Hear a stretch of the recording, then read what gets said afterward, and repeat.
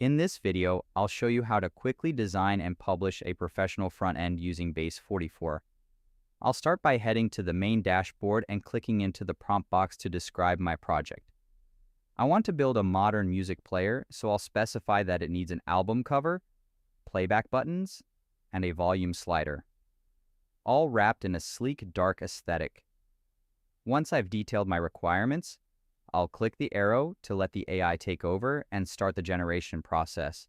Immediately, the platform starts planning the entire structure of the application.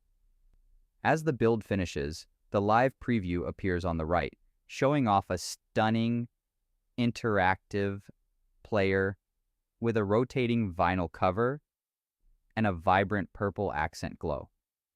Since the design perfectly matches my prompt, I'll head to the top right of the interface and click Publish. I'll confirm the visibility settings and hit the Publish App button to generate a live URL for the project.